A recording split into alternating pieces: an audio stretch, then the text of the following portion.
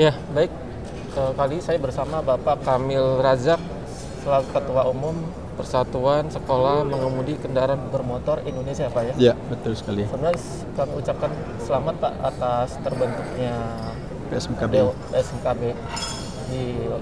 Ada berapa daerah Pak yang sudah dibentuk Pak? Alhamdulillah semenjak berdirinya PSMKBI disahkan dengan akta notaris 2019, kemudian mendapat pengesahan dari Kumham 2020, kita sudah membentuk 14 PSMKBI. Nah, sementara sisanya masih 20 lagi provinsi, itu kita akan bentuk secara bertahap karena prosesnya pemilihan dari ketua-ketua PPD daerah itu harus mulai proses seleksi yang cukup ketat, karena kita lihat di situ bagaimana pengalaman dia kerja, kemudian dedikasinya, kemudian integritas dia, loyalitasnya, dan dia harus punya relasi yang cukup banyak sehingga dalam menjalankan tugasnya itu agak lebih mudah.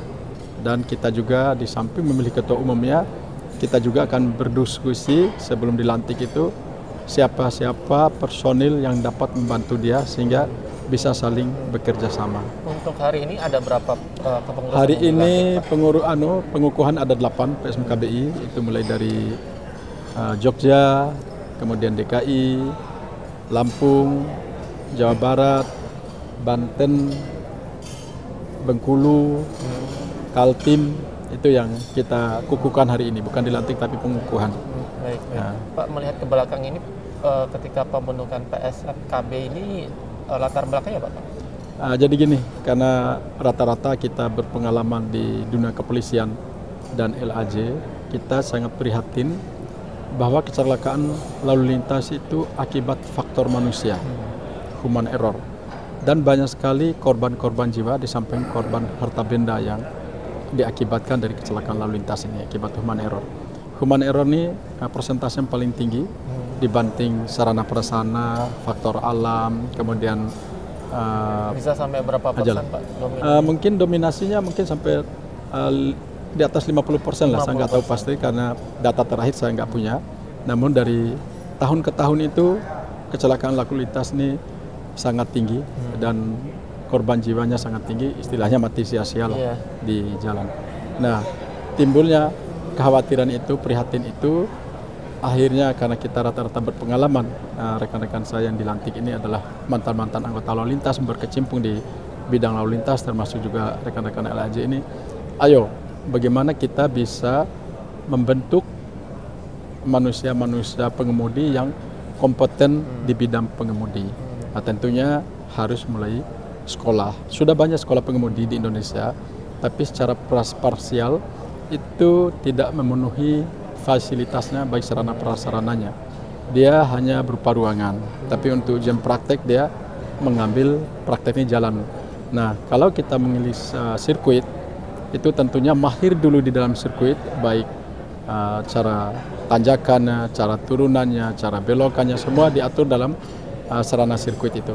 Baru praktek keduanya baru di bidang lalu lintas. Setelah selesai pendidikan itu, dia mendapat 2 sertifikat. Sertifikat pertama bahwa dia sudah lulus pendidikan dan pelatihan mengemudi. Sertifikat yang kedua, sebelum dia mengikuti ujian SIM, dia sudah mendapat juga sertifikasi kompetensi. Karena menurut Perpol yang terbaru ini, seorang pengemudi harus dilampirkan sertifikat pengemudi dan sertifikat kompetensinya. Pengemudi itu adalah profesi yang sangat-sangat tinggi resikonya, karena dia adalah menyangkut nyawa manusia yang diangkut maupun nyawa dia sendiri, termasuk barang-barang yang dia bawa.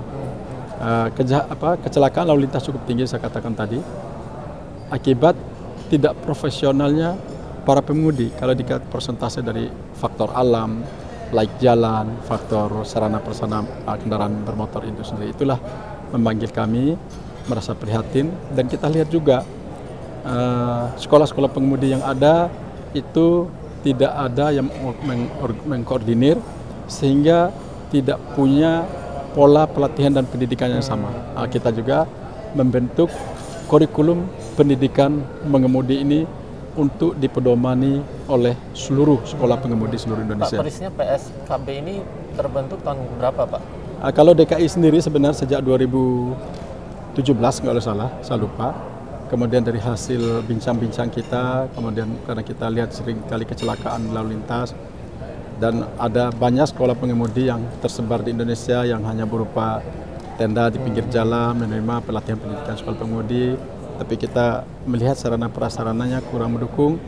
Akhirnya rekan-rekan yang sekolah mengemudi yang punya sarana prasarananya, kita berkumpul bersama, akhirnya kita bentuklah PSMKBI ini sebagai salah satu wujud kecintaan kita terhadap Indonesia, dan kita juga membantu program pemerintah untuk mencerdaskan anak bangsanya, dan kita juga membantu kemudahan-kemudahan bagi para masyarakat yang ingin berprofesi sebagai pengemudi. Selama 4 tahun berdiri, apa yang sudah dikerjakan, Pak?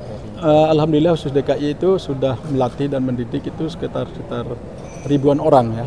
Saya nggak tahu persis jumlahnya, tapi udah ribuan orang, dan alhamdulillah dari hasil pendidikan dan pelatihan sekolah mengemudi PSMKBI itu sekian persen lah yang mengalami kecelakaan atau apa. Bisa dikatakan hampir tidak ada, karena mereka di samping dididik mengemudi, mereka juga bagaimana tata cara berlalu lintas yang beretika, sehingga dia tidak boleh melakukan pelanggaran-pelanggaran, apalagi lawan arus seperti yang kita lihat sekarang pada detik ini juga masih banyak masyarakat yang tidak punya etika bagaimana cara berlalu lintas yang baik. Itu semua diajarkan dari teori, kemudian praktek. Nah, seandainya dia tidak lulus lagi dalam pengambilan, kembali lagi kepada lembaga pendidikan yang kita bentuk, dan itu gratis. Pendidikan yang keduanya gratis, karena itu merupakan tanggung jawab para instruktur untuk melatihnya, mendidiknya. Dan di kita sudah banyak para instruktur yang bersertifikat, bahkan bersertifikat internasional, yang mereka udah ikut pendidikan pelatihan di Inggris. Contoh salah satu mana tadi yang pakai batik tadi, itu tutor yang sudah dilatih di negara-negara Eropa, termasuk pelatihan terhadap para pengemudi sirkuit. Nah, itu yang kita ambil. Jadi anggota-anggota lalu lintas yang telah dididik, kemudian masyarakat juga telah dididik menjadi instruktur, itulah yang kita tempatkan di setiap PSMKBI. Contohnya kemarin kita melatih di Semarang, kemudian melatih Jawa Timur. Dari Jawa Timur tuh yang dibutuhkan 40, yang daftar lebih dari itu, sehingga kita laksanakan 2 gelombang. Begitu antusiasnya adik-adik saya di kepolisian itu yang ingin mendidik dan melatih para pengemudi di Indonesia ini supaya profesional. Pak, yang jadi fokus dari PSMKB ini apa, Pak? Pengemudi yang seperti apa? Yang angkutan umum?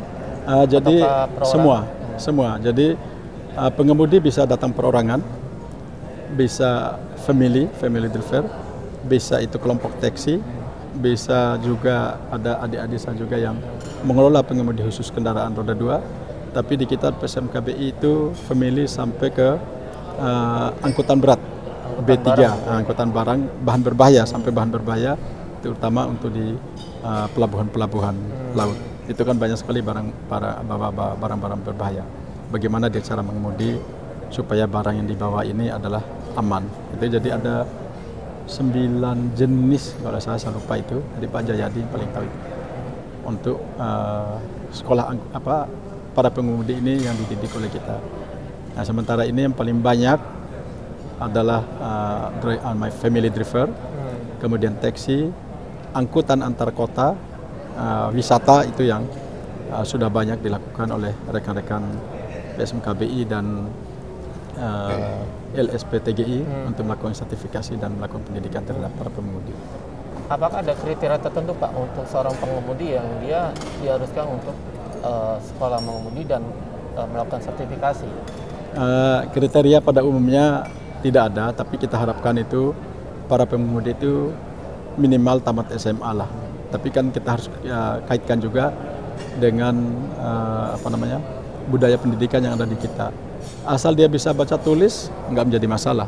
Jangan sampai terjadi orang tidak bisa baca tulis tapi punya SIM. Ini ditemukan oleh Pak Jayadi selaku yang Direktur LSPTGI. Orang tidak buta huruf tapi memiliki SIM. Itu yang kita hindari. Gimana tujuan yang paling utama, outcome yang kita harapkan itu dengan melalui sekolah PSM TGI ini tidak ada lagi orang yang memperoleh SIM itu dengan jalur belakang. Itu yang kita harapkan. Jadi karena ketentuan Perpol itu yang kita harus jalankan amanat dari Perpol tersebut, salah satu pasalnya itu para pemohon SIM sebelum mengikuti ujian SIM harus memiliki sertifikat pelatihan pengemudi dan memiliki sertifikat kompetensi. Nah, itu integrasinya dengan Korlantas gimana, Pak? Kita ada MOU nanti, kan kita juga terlibat dalam memberikan masukan dalam penyusunan Perpol maupun Perkakornya. Jadi karena kita banyak mayoritas mantan polisi dan rekan-rekan saya ini adalah mantan anggota lalu lintas, baik menjadi Kadit Lantas, Kasat Lantas sampai ke Dir Lantas, bahkan ada pejabat-pejabat utama di Korlantas. Mereka bahu-membahu untuk membuat peraturan-peraturan yang bisa dipatuhi atau diikuti oleh para pengemudi, calon pengemudi supaya tidak terjadi pelanggaran-pelanggaran setelah mereka berhasil dididik. Dalam hal ini posisi PSKB itu mempersiapkan pengemudi yang sudah siap untuk mendapatkan SIM gitu ya? Iya, betul sekali. Jadi masyarakat, baik individu maupun secara kelompok maupun dari perusahaan, bisa mendaftarkan diri untuk mengikuti pendidikan dan pelatihan sekolah mengemudi. Kita mempersiapkan sumber daya manusia tersebut.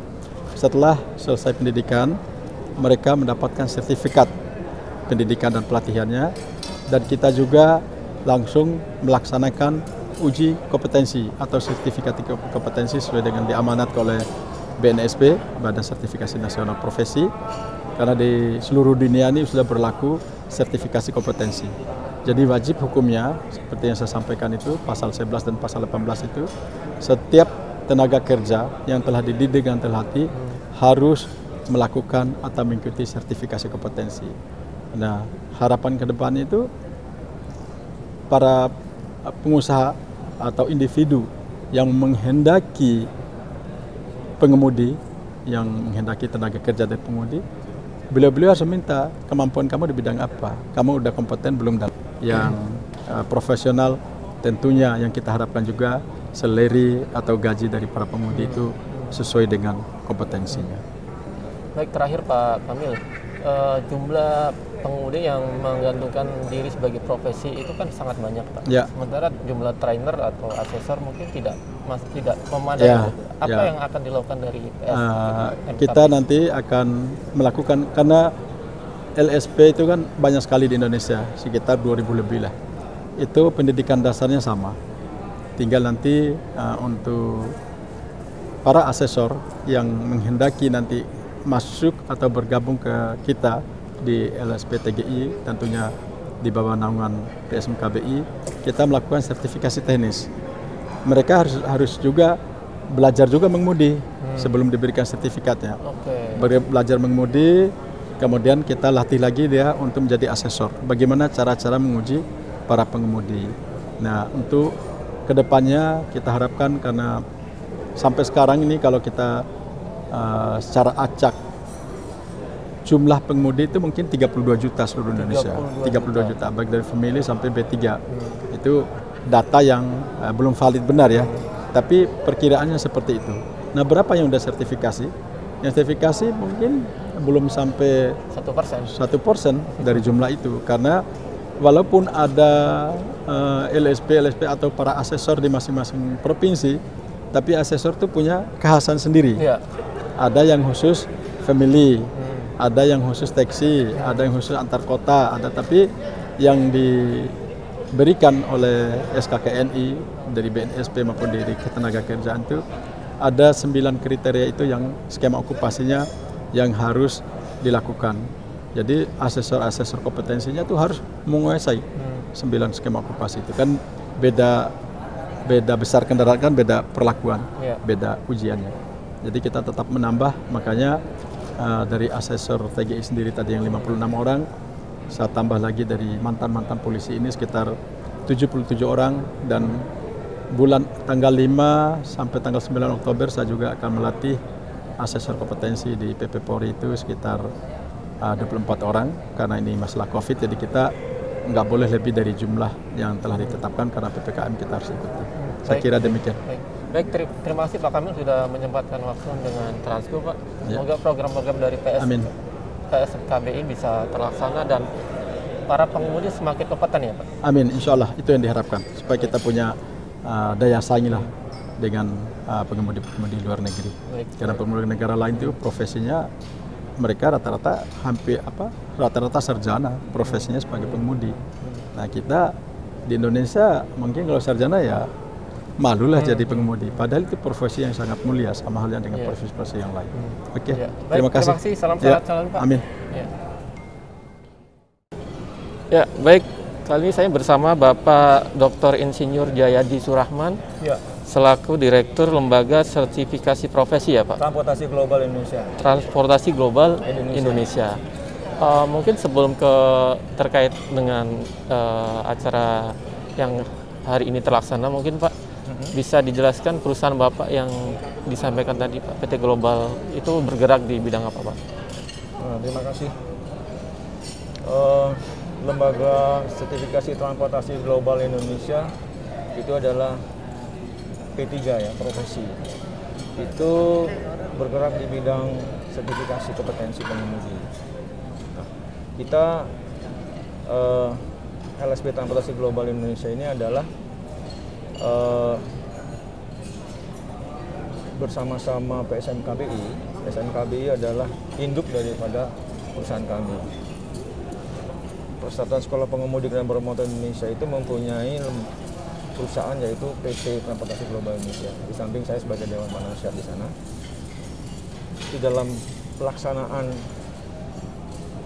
PT Transportasi Global Indonesia itu adalah melaksanakan sertifikasi para pengemudi setelah dilakukan pelatihan. Pelatihan itu dilakukan oleh sekolah-sekolah pengemudi. Karena di dalam sertifikasi itu setiap SDM pengemudi yang mau diuji jadi kompetensi berdasarkan standar itu harus melalui pelatihan yang dilakukan oleh para sekolah-sekolah pengemudi di bawah naungan Satuan Sekolah Pengemudi dan Bermotor Indonesia. Ini sejak kapan berdirinya perusahaan ini Pak? 2017. 2017. Ya, yang lokasinya ada di Pasar Rebo. Selama itu sudah berapa pengemudi yang sudah tersertifikasi Pak? Kurang lebih sudah 3.000 ya. 3.000. 3.000 pengemudi. Itu pengemudi apa saja Pak? Kita tuh punya 9 skema, yaitu skema family driving untuk mobil-mobil kecil itu, kemudian kendaraan taksi, kemudian kendaraan bis antar kota atau provinsi, kemudian pariwisata, kemudian bis gandeng dan bis tingkat.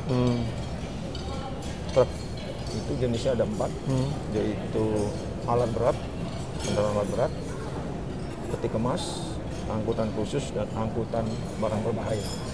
Itu pengemudinya 9 jenis kendaraan itu. Sebenarnya urgensi dibentuknya perusahaan ini atau mungkin PSMKB ini lebih untuk meningkatkan kompetensi atau untuk safety juga Pak? Lembaga sertifikasi profesi itu adalah lembaga independen, di mana on behalf-nya dari BNSP. Kita mendapatkan lisensi dari BNSP, Badan Nasional Sertifikasi Profesi, sesuai dengan Undang-Undang Nomor 3 tahun Undang-Undang 13 tahun 2013 Nomor 3 tentang tenaga kerja. Nah, itu ada BNSP. Nah, itu kita mendapatkan lisensi dari sana. Nah, maksudnya kebutuhan adanya sekolah pengemudi juga sertifikasi ini lebih karena emang untuk meningkatkan kompetensi dari pengemudinya untuk agar ketika berkendara semakin berkeselamatan atau seperti apa pertimbangannya? Tentu kan kita melihat data ya. Kebetulan saya ini adalah alumni dari apa itu namanya LLAJR. Istilahnya saya ini adalah dulunya tugas di LLAJR, Lembaga Pendidikan Raya, di perhubungan khususnya darat. Di dalam keselamatan itu ada 4 faktor. Pertama adalah sumber daya manusianya, kedua adalah kendaraan, ketiga adalah jalan, keempat adalah lingkungan. Mengapa kami selaku SDM Perhubungan tertarik atau berminat atau ingin bahwa SDM itu harus dilakukan uji kompetensi? Karena dari statistik bahwa angka kecelakaan itu di data itu rata-rata itu adalah human error. Yang datanya kurang lebih sekitar 70-80% itu human error. Nah, dari sana tentu ada magnet ya sebagai sumber daya manusia di bidang perhubungan. Karena data dari Organda itu jutaan pengemudi itu. Ya, di mana juga ada HPPI, Himpunan Profesi Indonesia. Nah, SDM ini tentu kalau kita tidak melakukan itu sesuai dengan Undang-Undang 22 tahun 2009, ya kan, tentang tenaga profesi, dengan tadi dikatakan oleh Ketua Umum di dalam Undang-Undang 13 tahun 2003 itu pasal 18 bahwa seluruh tenaga profesi harus berbasis kompetensi. Nah, oleh karena itu kami bersama-sama PSNKBI, ya kan, di samping melakukan pelatihan dan pendidikan dan pelatihan pengemudi juga memberikan sertifikasi kompetensi. Karena kita sudah punya standar kompetensi kerja nasional Indonesia yang dibuat oleh Kementerian Perhubungan, disahkan oleh Kemenaker nomor 269 tahun 2014 yaitu tentang standar kompetensi kerja nasional Indonesia khusus untuk pengemudi. Artinya dasar hukumnya dari Kementerian Perhubungan atau kepolisian sudah ada untuk bahwasanya LSP ini diperlukan untuk itu. Sangat tentu. LSP kita ini sudah ribuan dari BNSP itu. Kalau asesor kita itu yang tadi disampaikan itu kalau untuk Indonesia memang masih kurang. Nah, sangat dibutuhkan Pak sertifikasi kompetensi ini karena di samping Undang-Undang 22 dan Undang-Undang 13 nomor 3 pasal 18 itu wajib bahwa tenaga kerja itu berbasis kompetensi. Apalagi menghadapi ya kan industri 4 Indonesia unggul bersaing karena sertifikat kita itu berlaku di ASEAN bukan hanya di Indonesia. Orang kalau mau kerja ke luar negeri itu diberikan sertifikat kompetensi. Kami sudah bekerjasama dengan Polandia. Itu. Pak, dari data yang ada dari data LSP mungkin kelemahan pengemudi dari sisi kesadaran keselamatan baik itu angkutan penumpang atau barang itu apa saja Pak sebelum mereka bergabung gitu di LSP? Iya, alhamdulillah Mas ya. Kita tahun 2019 itu melakukan uji kompetensi di Transjakarta kurang lebih 1.452 tahun 2019. Alhamdulillah setelah kita lakukan itu ya kita belum pernah dengar gitu insiden di jalan itu. Mudah-mudahan itu. Misalnya apa Pak? Yang sebelumnya yang mungkin belum kesadaran ada aja waktu sebelum itu karena kita sudah di training dulu, teknisnya ya, training dulu karena kompetensi itu 3. Knowledge, skill, and attitude. Nah, keterampilan ini dia harus diuji, ya kan? Di sana ada unit-unit yang menguji pengetahuan tentang berlalu lintas, rambu-rambu, ya, kemudian etika, attitude dalam bersikap kemudian dalam motor. Itu tentu harapan kita, ya untuk zero accident. Sekarang ini kan kenyataannya tadi di dalam sekilas tadi itu, ya seperti itu kecelakaan di jalan yang sangat memprihatinkan. Makanya dengan perkumpulan ini, mari kita bangkit ya, untuk membangun SDM kompetensi yang melalui pendidikan dan pelatihan. Baik, terakhir Pak Jayadi, jumlah pengemudi kan sangat banyak ya? Iya. Mungkin asesornya itu apakah sudah memadai untuk itu? Nah gini, tadi dipaparkan oleh Bapak Ketua Umum, ya di mana asesor untuk di DKI sudah cukup, ya DKI sudah cukup. Karena ini nanti bergerak seluruh Indonesia, ya kan, seluruh Indonesia, tentu kita merekrut asesor-asesor di seluruh Indonesia. Karena asesor itu adalah mengujinya adalah independen, tidak ada intervensi. Kemudian nanti di sekolah pengemudi itu ada instruktur. Nah, semuanya itu perangkatnya adalah dari bahan standar yang tadi saya sampaikan, SKKNI 269 yang 9 jenis itu. Di satu judul unit itu dipecah menjadi modul Bang Hajar. Ya, pertama adalah modul, kemudian buku kerja, buku informasi dan buku penilaian.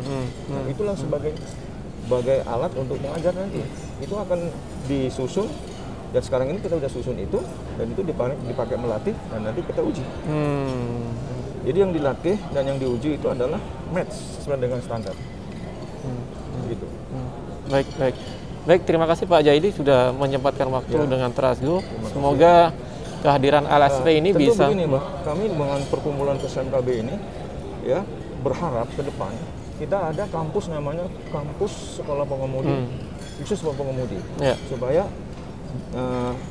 hal-hal yang tidak kita inginkan, ya kan, seperti tadi disampaikan, mendapatkan SIM, belum pernah latihan, tadi dari DPD lampu kan, nah itu kan nanti ke depan sesuai dengan Peraturan Polri nomor 5 tahun 2021, itu insya Allah ke depan saya sebagai orang transportasi ya, tentu mengharap bahwa zero accident itu akan kita coba terus dorong, supaya peserta sekolah pengemudi di Indonesia ini, yang dimana nanti ada 34 DPD, ya kan, seluruh sekolah pengemudi, dan akan sama melakukan standar. Jadi pelaksanaannya dilaksanakan sesuai dengan standar. Di mana standar ini sudah diberlakukan oleh Bapak Menteri Perhubungan nomor 171 tahun 2018, bahwa seluruh pengemudi dilakukan pendidikan pelatihan dan sertifikat pengemudi. Baik. Terima kasih Pak Jaidi. Ya, terima kasih Pak Mustajab Susilo Basuki selaku Ketua Klub Logindo ya Pak. Ya, makasih juga Mas. Keterlibatan Logindo di event kali ini apa Pak? Untuk menandatangani MOU ya Pak? Ya, kita memang sudah menjalin kerjasama lama. Beberapa kali kita pertemuan dengan teman-teman PSM KBI dan juga ada LSP TGI Pak Jayadi. Jadi dengan Pak Kamil Rasak kita juga sudah ketemu beberapa kali. Ternyata kita gayung bersambut karena kami juga membutuhkan sertifikasi pengemudi yang kompeten dan diakui oleh BNSP, maka Asosiasi Sekolah Pengemudi Kendaraan Bermotor Indonesia ini jawaban daripada keinginan kami, Klub Logindo dan para pengusaha yang ada di dalamnya. Kira-kira gitu. Bentuk MOU-nya apa Pak? MOU-nya itu sebetulnya pengikatan untuk pengadaan pendidikan dan pelatihan serta sertifikasi para pengemudi kami. Juga nanti kita meleverage kerjasama ke seluruh daerah. Jadi di mana nanti ada DPD seluruh asosiasinya PSM KBI ini, kita juga bisa bekerja sama di sana untuk mendirikan Klub Logindo juga sebagai DPD kita. Jadi kerjasama kolaborasi antar asosiasi lah. Gitu.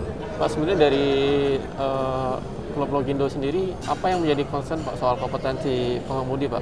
Dan kenapa harus melakukan MOU ini?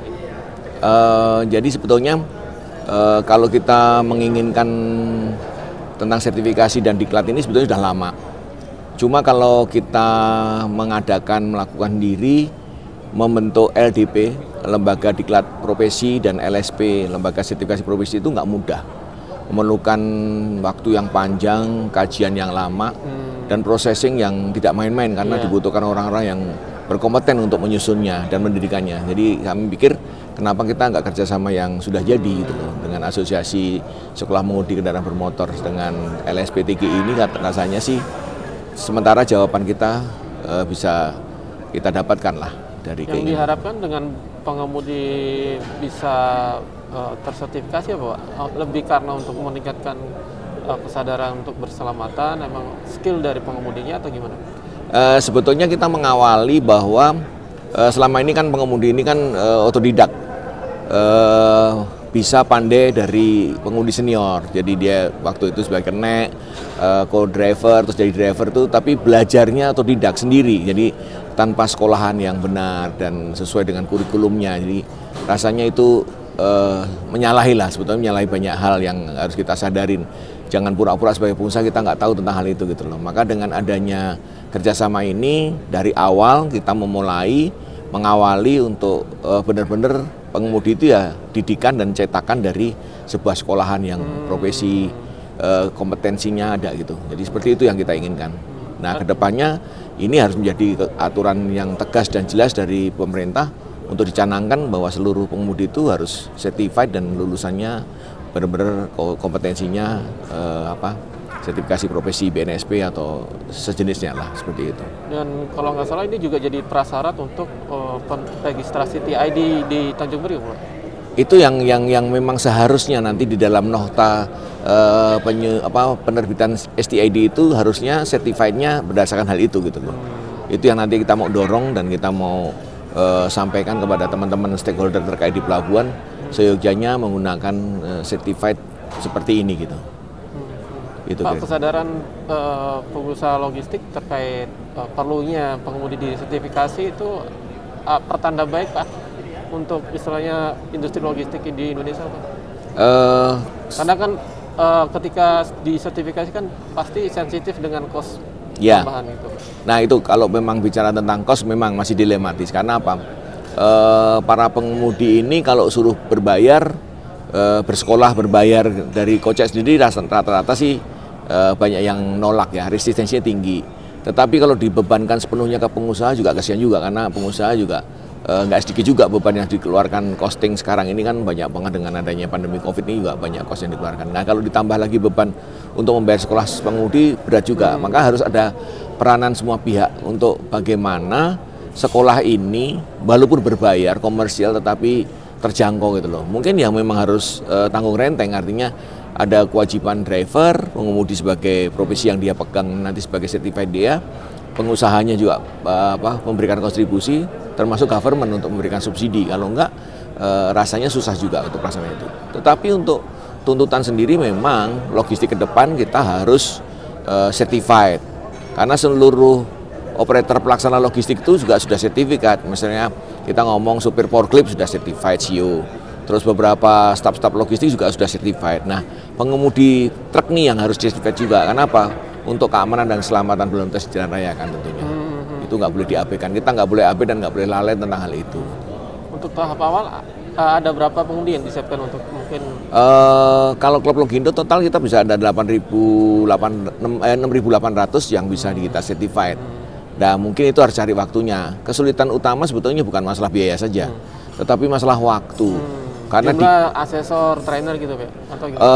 Kalau itu dengan kerjasama dengan PSM KBI sama LSPTGI sih rasanya mereka sudah siap dan lengkap sampai seluruh Indonesia dia sanggup. Tetapi permasalahannya si asesinya, si para pengemudinya, mereka kan Senin sampai Jumat kan kerja. Betul. Nah, kalau bisa dilaksanakan Sabtu Minggu, setiap Sabtu Minggu rasanya sih show must go on lah, semuanya jalan lah. Karena apa? Pas Sabtu Minggu mereka off, diklat dulu barang 2 hari, terus nanti 2 hari minggu depannya mungkin baru certified. Rasanya itu yang akan kita bikin kurikulumnya dengan teman-teman. Karena kita juga sebagai pengguna memberikan masukan untuk melaksanakan sesuai dengan kesibukan kita kan.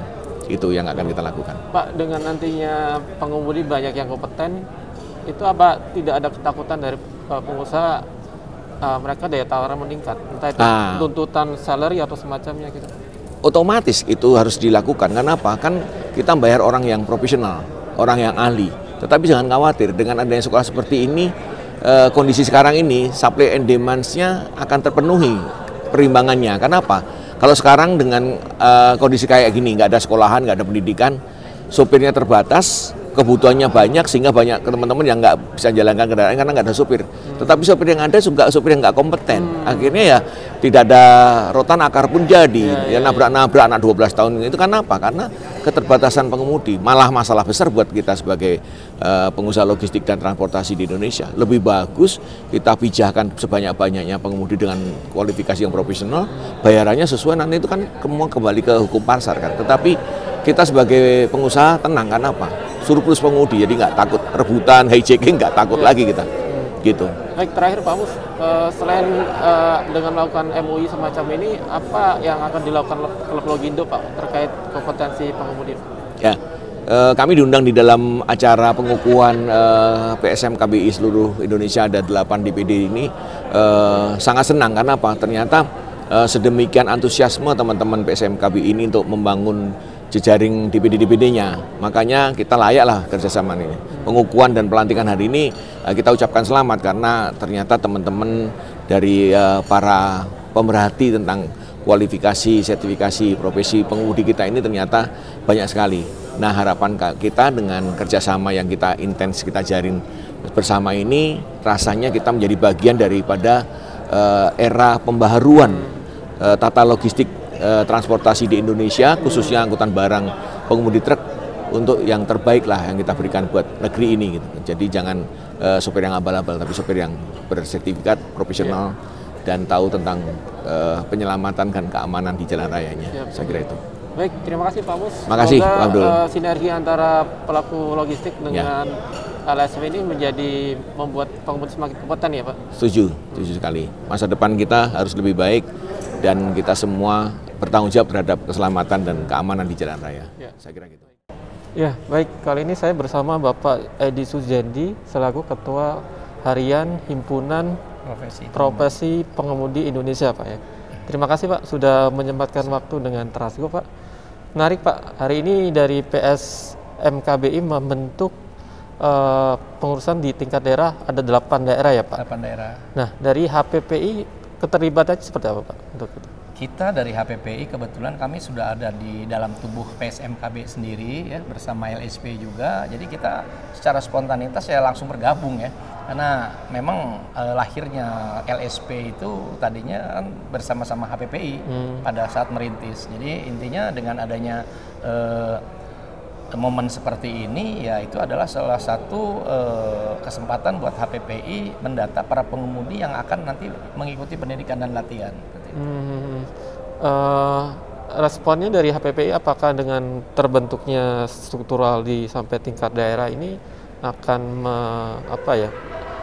kampanye keselamatan dari HPPI yang selama ini didengungkan dan kompetensi pengemudi akan terbantu Pak? Ya tentunya kita dengan adanya organisasi sekolah mengemudi ini, HPPI ini tentunya akan lebih intens lagi ya dalam berkampanye keselamatan, karena himpunan profesi pengemudi itu sendiri adalah berkeinginan semua pengemudi yang ada di Indonesia ini profesional semua. Jadi kita ketika adanya lembaga pelatihan yang ditunjuk oleh Korlantas sekaligus dengan adanya organisasi, ya jelas akan membuat energi himpunan profesi pengemudi ini semakin tumbuh ya, karena permasalahannya di daerah-daerah sendiri masih belum sadar para pengemudi itu pentingnya wadah. Karena dengan adanya wadah, otomatis aspirasi daripada pengemudi dan tingkat penghargaan sebagai profesi pengemudi ini akan lebih dihargain. Karena dengan adanya kompetensi, dengan adanya pelatihan, pengemudi tidak lagi asal-asalan. Tentunya perusahaan-perusahaan yang merekrut pengemudi pun akan mencari para pengemudi yang sudah bersertifikat dan diedukasi. Pak, dari sisi internal HPPI sendiri apa yang disiapkan ketika nanti semua struktural dari PSMKB ini sudah ada di daerah Pak? Kami mempersiapkan database. Tentunya database pengemudi-pengemudi yang sudah disertifikasi dan diedukasi, kami akan simpan data tersebut. Jadi agenda kami adalah mendata seluruh pengemudi yang ada di DPD-DPD yang sudah tersertifikasi, akan kami data, dan kami berkewajiban untuk maintenance, memelihara kompetensi tersebut. Jangan sampai pengemudi-pengemudi yang sudah diberikan kompetensi malah tidak melaksanakan pekerjaannya dengan baik. Prioritasnya di internal HPPI sendiri untuk pengemudinya, untuk pengemudi angkutan umum ya? Kami prioritaskan pengemudi-pengemudi niaga ya, pengemudi-pengemudi yang sudah memiliki kerjaan di suatu perusahaan. Karena pengemudi-pengemudi yang dianggap pengemudi komersil, pengemudi yang lalu lalang di jalan raya dan memiliki responsibility yang tinggi, itulah yang akan kami prioritaskan seperti itu. Tapi tidak menutup kemungkinan pengemudi-pengemudi passenger, pengemudi-pengemudi perusahaan swasta dan lain sebagainya ataupun pemerintahan, kami juga akan mendata mereka. Tapi kalau yang untuk pengemudi niaga, tentunya kan ada kelas-kelasnya ya, AKAP, AKDP, mobil berat dan sebagainya, itu tentu ada klasifikasi khusus karena kendaraan-kendaraan tersebut beresiko tinggi. Prioritas itu apakah ada kaitannya dengan sering terjadinya kecelakaan yang melibatkan entah itu bus atau truk? Betul, kendaraan-kendaraan besar seperti kendaraan-kendaraan angkutan barang ya, itu tentunya mereka harus memahami berapa tonase yang dibawa berimbang dengan kendaraan yang dia operasikan. Jadi kalau mereka tidak paham dengan daya angkut, otomatis mereka tidak akan mengerti sampai sejauh mana bahaya yang akan dialami oleh mereka. Jadi kita memprioritaskan kendaraan-kendaraan angkutan barang, angkutan orang, lebih terfokus kepada pendidikan secara teknis ya, secara teknis dari attitude, knowledge dan skill skillnya semua akan kami indikan, karena masalahnya dia berisiko sekali. Perusahaan-perusahaan terkadang tidak pernah memikirkan sampai sejauh mana si pengemudi itu wawasannya, apa pahamnya. Seperti contoh, ditanya JBI aja mereka nggak paham, ditanya JBB mereka nggak paham. Nah, kalau sekarang pengemudi seperti itu ternyata diberi kompetensi sama kita juga malu kan, otomatis. Dan itu nantinya di diklat nanti ada pengetahuan soal itu, Pak? Ya tentu harus. Jadi makanya saya tadi sampaikan pada saat di forum bahwa pengemudi-pengemudi niaga ini harus mendapat perlakuan khusus di dalam edukasi ataupun kurikulum yang akan disiapkan oleh PSMKB. Pak, dasar hukum terkait nantinya ada keharusan untuk sekolah pengemudi bagi yang ingin mendapatkan SIM kan sudah ada. Iya, Nah, ya. apakah juga HPPI juga nanti mensyaratkan itu nanti ke pengemudinya gitu? Oh iya tentu. Semua aturan-aturan yang sudah ditetapkan oleh pemerintah itu sebagai acuan untuk para pengemudi yang tergabung di HPPI. Jadi aturan-aturan tersebut seperti peraturan Polri ya, peraturan pemerintah itu yang sudah ditetapkan oleh pemerintah ya harus kita ikutin, karena masalahnya pengemudi saat ini mereka belum sadar dengan kewajiban-kewajiban mereka untuk diedukasi. Jadi mereka hanya cukup punya SIM, terus sudah pernah pelatihannya mungkin yang diselenggarakan oleh perusahaan, ya tentunya akan kita refresh ya, akan kita berikan lagi pelatihan-pelatihan yang diselenggarakan oleh PSMKBI. Gitu. Dan itu apakah implementasinya seperti apa, Pak? Maksudnya kan ini masih tarik ulur ya, Pak? Kami dari HPPI secara implementasi kami sudah melakukan uji kompetensi, berikut pelatihan di setiap daerah ya. Di Bandung saya pernah, di Cirebon, apalagi kita domisilinya di Cirebon ya, saya sudah melaksanakan seperti itu. Dan bersama-sama PSMKBI, LSP kami juga ikut serta untuk uji kompetensi di Jakarta. Oke, terakhir Pak Edi, mungkin program ke depan yang akan dikerjakan oleh HPPI dan bersinergi dengan PSMKBI. Kita program ke depan adalah membentuk DPD juga ya, seperti dengan PSMKBI. Mungkin kita Jawa Tengah, Jawa Timur sampai dengan di luar Jawa kita bentuk. Tentunya kita juga akan merekrut teman-teman pengemudi yang ada di daerah-daerah yang akan kita kunjungi nanti. Ya memang saat ini baru terbentuk Jawa Barat, Jawa Tengah, DKI ya baru terbentuk. Nanti ke tempat lain kita juga akan coba untuk di Riau, di Pekanbaru juga udah ada teman-teman yang kebetulan profesinya penguji dengan kendaraan bermotor ingin bergabung dengan kami. Ya, baik. Terima kasih Pak Edi. Semoga sinergi antara HPPI dengan PSKB ini menghasilkan apa ya, pengemudi yang kompeten gitu ya. Amin. Siap. Baik. Salam sehat selalu Pak. Alhamdulillah. Amin.